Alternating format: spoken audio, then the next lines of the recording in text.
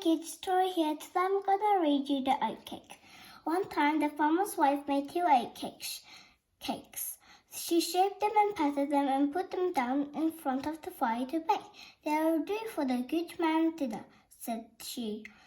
Then said one cake to the other cake. It is all very well for the woman to say that, but I have no wish to be eaten.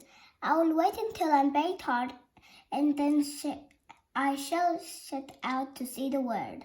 That is a poor way to talk, brother, replied the other. Oat cakes were made to be eaten, and you should be proud to think the master himself is to have you for dinner. Master, oh no, master, I have no wish to be eaten, repeated the first oat cake. Not long after that, the farmer came home, and he was very hungry. First he ate the oat cake that wished to be eaten, and after he had finished, he stretched out his hand for the other, but it slipped through his fingers, and away it rolled out of the door and on down the road. It rolled along until it came to a neat, tidy house with a thatched roof. This looks like a good and proper place for me to stop, said the oat cake. So he rolled on and through the doorway. There inside was a trailer and his 2 parsons, all of them sitting cross-legged and sewing away, and the trailer's wife stood by the fire stirring the porridge.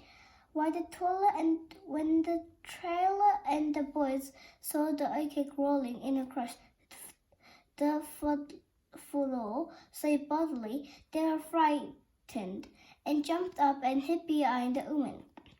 Now, out upon you! To be frightened by oat cake, cried the good wife. Quick, catch hold of it and divide it among you, and I'll give you some milk to drink with it. When the trailer and his 2 parsons heard this, they took courage and ran out and tried to catch the oat cake. But it dodged them and rolled under the table and under the chairs, and while they were chasing it and the woman watching them, the porridge poured over into the fire and was burned. But the oat cake escaped them and rolled out through the door and on down the road again. I'd better go a bit further before I settle down for the night, it thought to itself. Presently it came to a little small house. I'll try how it is in here, said the oat cake, and in it rolled.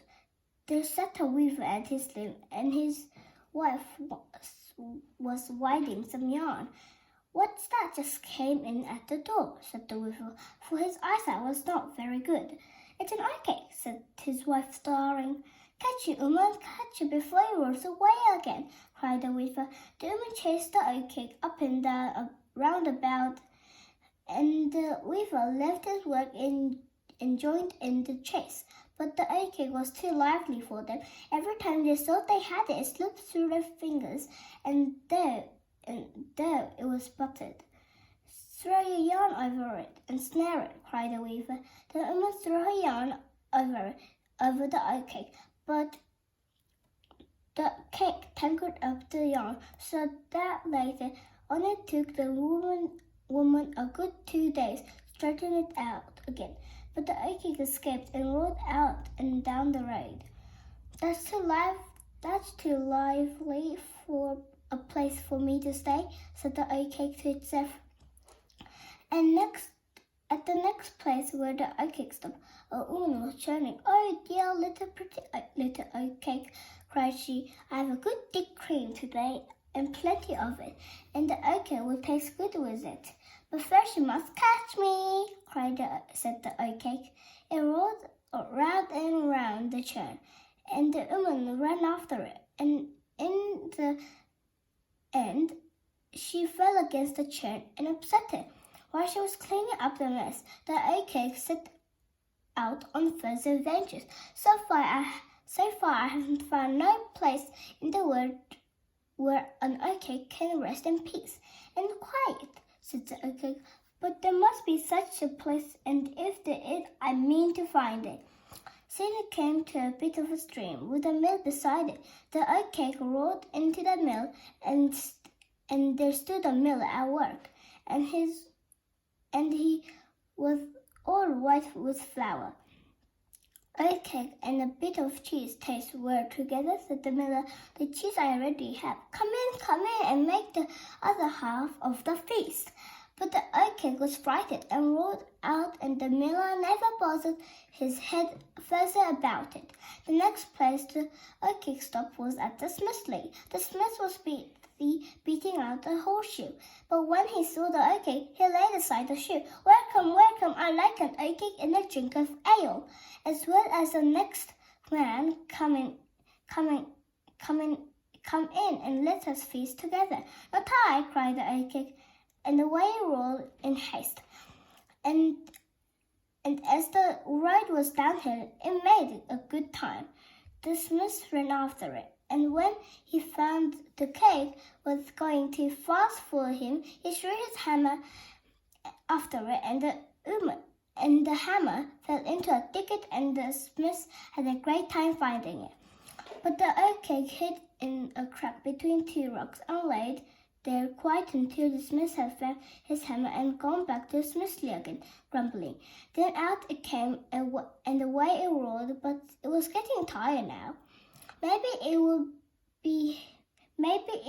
would have been better if I had gone to rest in the good man's stomach, said the oat cake.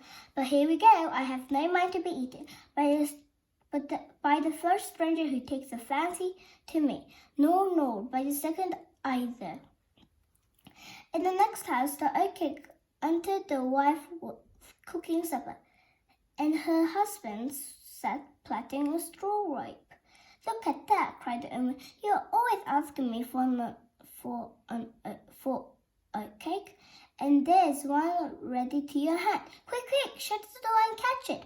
The man jumped up to shut the door, but he caught his foot in the rope he was plaiting, and fell flat on the floor.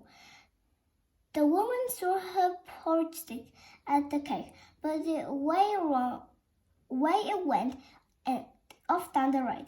Now I'll have to find some place to sleep, said it to herself. No, what will happen if I lay me down by the roadside? It's on an open door, and it rolled. The good man of the house had just taken off his breeches, and the woman was tucking the children into bed. Look, cried the woman. There is an oat cake rolling in at the door, and no one coming after to claim it. Catch it before you get away again. The good man jumped up and threw his breeches at it. They fell on the oat cake and almost smothered it, but it managed to roll from under them, and away it went, with the man and his wife in full chase after it, and the children crying after them. But the oat cake was too quick for the two of them. It oughten them both, and the man and his wife had to go home without it. The man with his bare legs, and the neighbors peeking out at him from behind their window curtains. By this time, it was dark. I have to hurry if I want to find a place tonight where I can sleep in quiet, said the oat cake. So now it rolled along more briskly, and presently came to a pasture, and it leaped and bounced across it in a great rate, for it was downhill, and then suddenly, plank! It fell down into a fox hole. The fox was at home and half asleep, but as soon as he saw the oat cake, he was wide awake again in a moment. The fox had nothing to eat all day, and he did not stop to look twice at the oat cake, but he bit it in half and swallowed it down in a trice, and was no word about it. So the oat cake slept quiet after all his wanderings, but it might as well have been eaten by the farmers in the first place. The end. Bye-bye.